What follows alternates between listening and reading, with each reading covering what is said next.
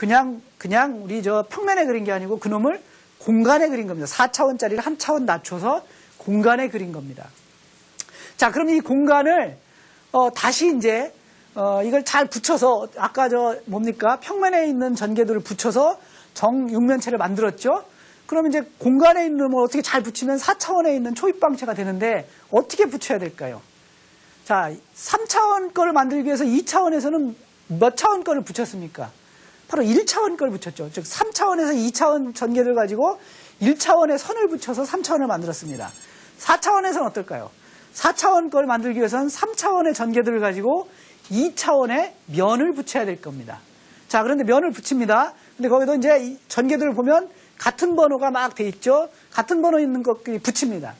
자, 근데 지금 그 전개들 보면 꼭대기에 1번이 있고 밑에 1번이 있네. 이거 어떻게 붙입니까? 자, 재밌는지만 이걸 뒤집습니다. 이렇게. 이게 밑면을 확 늘려서 뒤집어서 위에다 딱 붙여요. 그래서 만들어진 게 바로 4차원의 초입방체가 됩니다. 자, 이 초입방체는 이 초입방체를 만들고 나서 달리가 이제 그 그림을 그 초입방체를 바로 이제 자기 그림에 넣었죠. 결국 달리가 뭘 물어봤느냐? 야, 너네들 이 그림을 보면서 이 그림이 예쁜 줄만 보지 말고 너네 수학을 아냐? 바로 이렇게 물어보고 있는 겁니다.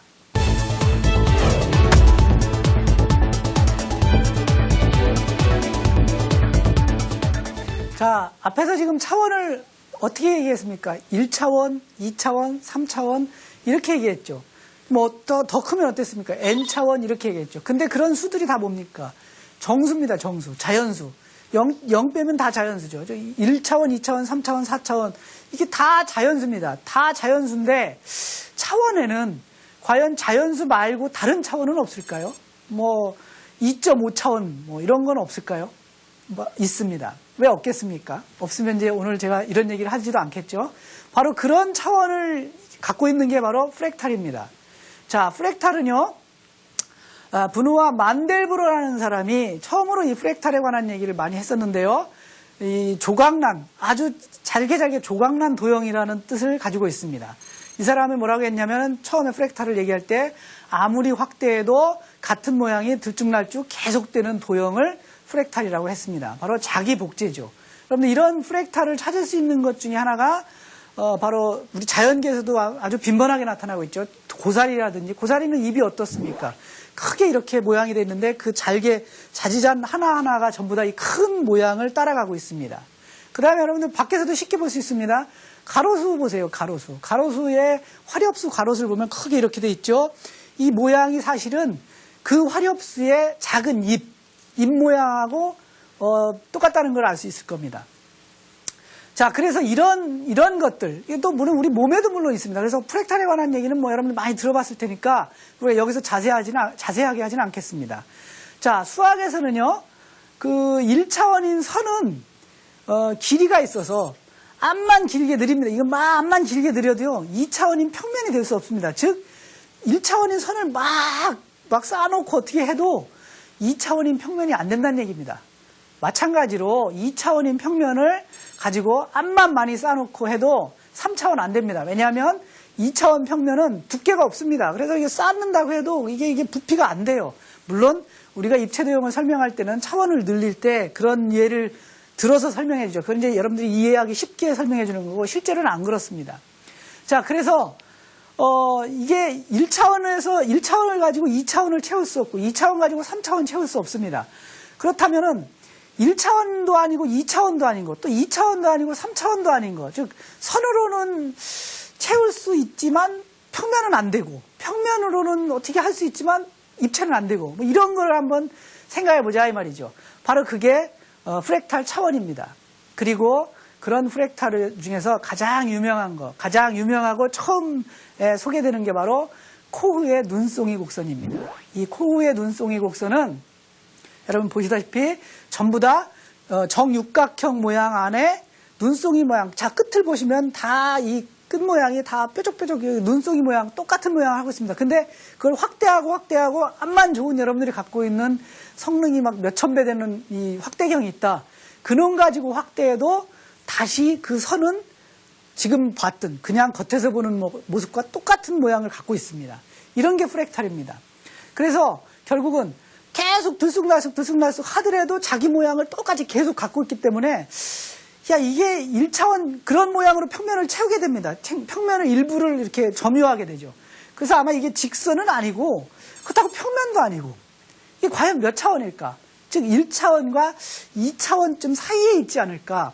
그래서 바로 이런 차원을 구하기 위해서 차원의 정의를 약간 조금 변형시켜야 됩니다.